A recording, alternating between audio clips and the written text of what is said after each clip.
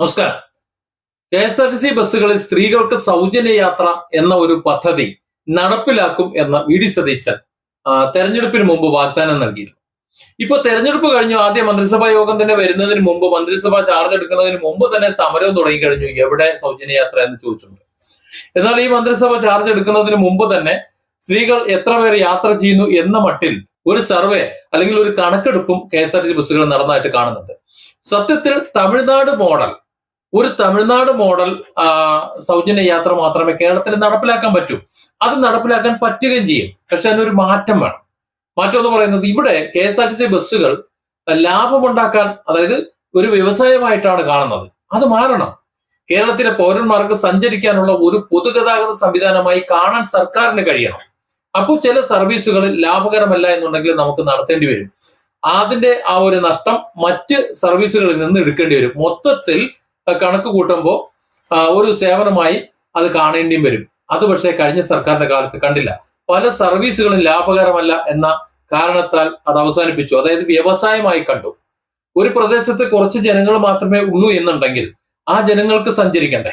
അവിടെയുള്ള വിദ്യാർത്ഥികൾക്ക് പഠിക്കാൻ വേണ്ടേ? അതുപോലെ അവിടെയുള്ളവർക്ക് സഞ്ചരിക്കും. ഇതൊക്കെ വേണ്ടേ? അപ്പൊ അതിനുള്ള സൗകര്യം കൂടി ചെയ്തു കൊടുക്കണം. അതിനാണ് പൊതുഗതാഗത സംവിധാനം. അല്ലാതെ ആ സാധാരണക്കാർക്ക് എന്നും ടാക്സി വിളിച്ചു പോകാനോ അല്ലെങ്കിൽ കിലോമീറ്ററുകളോളം കാൽനടയായി പോകാനോ ഒന്നും പറ്റുന്നില്ല.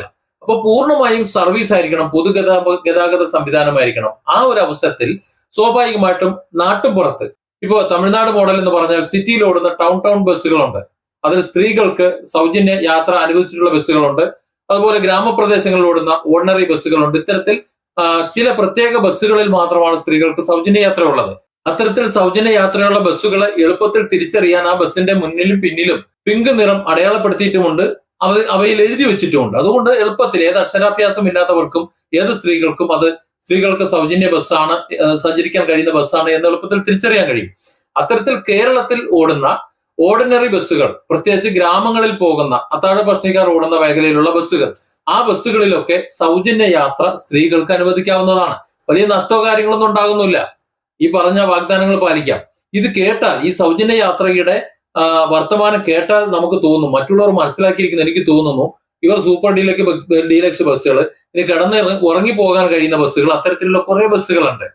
ആ ബസ്സുകളിലൊക്കെ, അതായത് പൂർണ്ണമായും ഏത് കെ.എസ്.ആർ.ടി.സിന്റെ ഏത് സർവീസിലും എത്ര ലക്ഷറി ബസ്സിലും സൗജന്യമായി സ്ത്രീകൾക്ക് യാത്ര ചെയ്യാൻ കഴിയണം എന്ന മട്ടിലാണ് പലരും ഉൾക്കൊള്ളുന്നത് എന്ന് തോന്നുന്നുണ്ട്. വി.ഡി. സതീശൻ ആ കാര്യം ഒന്ന് വ്യക്തമാക്കേണ്ടതുണ്ട്. അതൊരിക്കലും പോസിബിൾ ആകുന്ന കാര്യമല്ല. തമിഴ്നാട് മോഡലിൽ കെ.എസ്.ആർ.ടി.സി ബസ്സുകളിൽ സൗജന്യ യാത്ര എളുപ്പത്തിൽ അനുവദിക്കാവുന്നതേ ഉള്ളൂ. അതിന് കണക്കെടുപ്പിന്റെ മറ്റു ആവശ്യമൊന്നുമില്ല.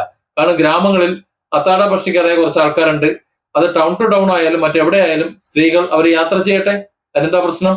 ഇനി വനിതകൾക്ക് മാത്രമായി ബസ് ഓടിക്കാൻ കഴിയുന്നുണ്ടെങ്കിൽ അങ്ങനെ ഓടിക്കട്ടെ. കാരണം വാഗ്ദാനങ്ങൾ പാലിക്കപ്പെടാനുള്ളതാണ്. അത് പക്ഷേ നമ്മുടെ സംസ്ഥാനത്തിന്റെ ഖജനാവ് കാലിയാകാതെ തന്നെ നടപ്പിലാക്കാൻ ശ്രമിക്കുമ്പോഴാണ്, അല്ലെങ്കിൽ അതെങ്ങനെ നടപ്പിലാക്കണമെന്ന് കണ്ടെത്തി അത് ശ്രമിക്കുമ്പോഴാണ് ഒരു ഭരണകർത്താവായി മാറുന്നത്. വി.ഡി. സതീശൻ അല്ലെങ്കിൽ യു.ഡി.എഫ് നേതൃത്വം പറഞ്ഞിരുന്ന സ്ത്രീകൾക്ക് സൗജന്യ യാത്ര എന്നത് എളുപ്പത്തിൽ നടപ്പിലാക്കാവുന്നതേ ഉള്ളൂ. പക്ഷെ അത് ഇനിയിപ്പോ അടുത്ത പ്രതിപക്ഷമോ അല്ലെങ്കിൽ മറ്റു രാഷ്ട്രീയ പാർട്ടികളോ ഒരുപക്ഷെ സമരം ചെയ്യുമായിരിക്കും.